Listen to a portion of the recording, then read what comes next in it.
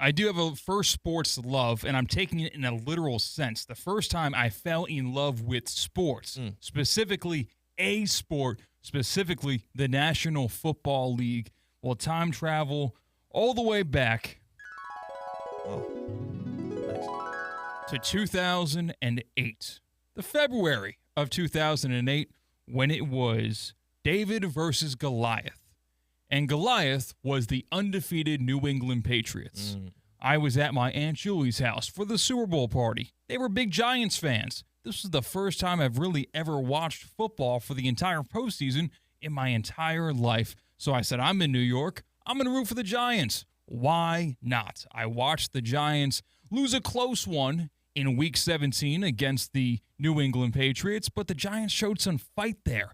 There was a little bit of foreshadowing there. They earned a little bit of respect in that meaningless for the Patriots, other than having a completely perfect regular season, finale to their regular season. But what happened next, shocking the world, was Eli Manning and the New York Giants. I am a man who falls in love with moments more than teams or people.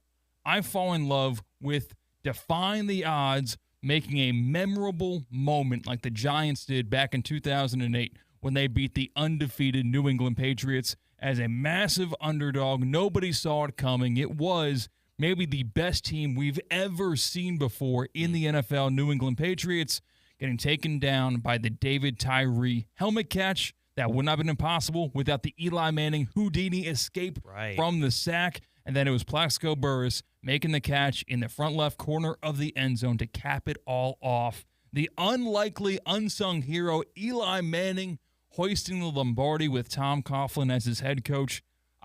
That's what made me fall in love with football as a sport. See, my baseball fandom, my baseball love, it all was growing up. It's all I played. I was always a Yankee fan. Derek Jeter this, Johnny Damon that, Alex Rodriguez. See, it all kind of was bred within me. I never had a moment where I could say that's why I love baseball, because I was taught to expect Yankees World Series.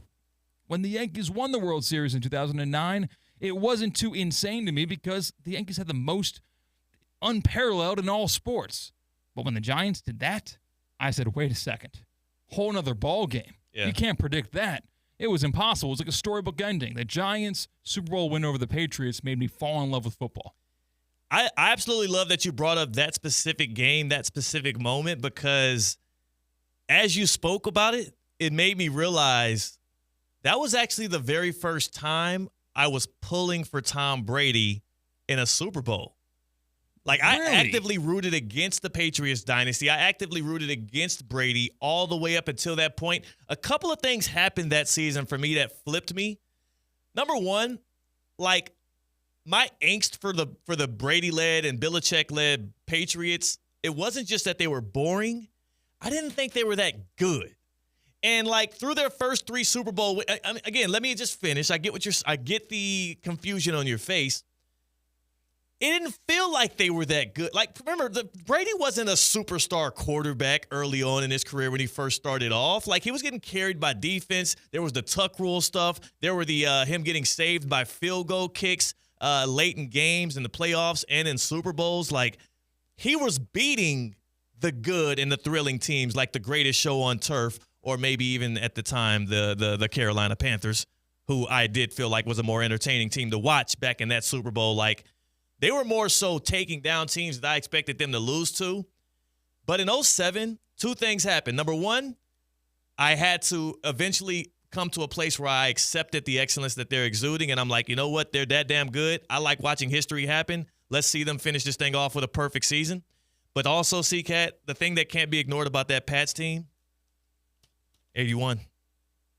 81. Like, I wanted Randy Moss to get a Super Bowl win.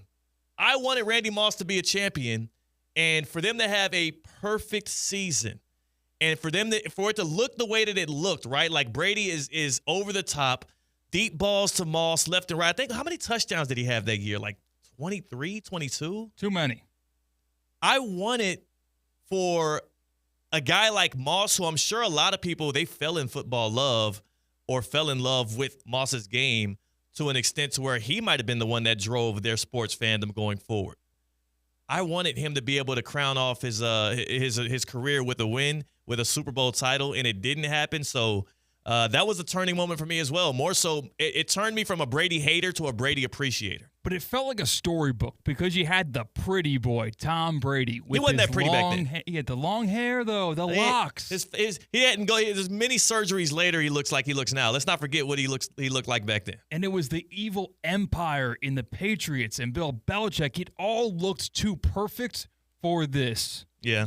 Scrap, just salt of the earth. 6 seed too, right? Scraping by, with the New York Giants. It didn't seem possible until it was. It was good versus evil, and good prevailed. It was like a booked wrestling match. Do you think anybody else, do you think like Giants fans were born from that 2007 team that also carried into them beating the Patriots in 2011 as well, like outside of the city of New York, right? Like, do you think that people, because of maybe their hate for the Patriots, their hopefulness that the Pats would get taken down on the big stage, like there's a good chance that Eli Manning maybe spawned the sports love for many people, not just for football like it did for you, but for the Giants? It's difficult because the Giants are a major market that has so many teams that you default don't like New York unless of that very perfect scenario where New York was the vast underdog and there was a dominant team that was also in the Super Bowl. I don't think so, because I think people default to disliking New York if you go one way or the other. That's true. And also, they lacked, I have 3 key points that I feel like makes everybody fall in love with either moments, teams, players, coaches, whatever. The aura, the excellence, and the fun. They didn't have a sustained amount of excellence. They had a couple playoff runs, the Giants did. They didn't have that much aura, but there were some aura-filled plays, like the one you talked about, the Tyree catch, Manning eluding the sack, Plaxico Burress' catch. And I think it was some fun there. I came up with a list, though, C-Cat, of current-day players that could be the apple, that could be the apple in the eye of many of the young kids that could change the way that they view sports going forward. Let me know how you like some of these. Number one, we got to start with 2 players that had big-time moments last night, right? Like, can we play the clip from Juju Watkins, USC forward/guard, who went absolutely bananas? Actually, we can't just yet. Went absolutely bananas last night. USC women's basketball taking on UCLA, who was undefeated. The Bruins, undefeated, number 1 team in the nation, going up against the number 1 player in college basketball, Juju Watkins. And what did Juju do? 38 points, 11 boards, 5 assists, 8 blocks. She's not a big man. 8 blocks for Juju.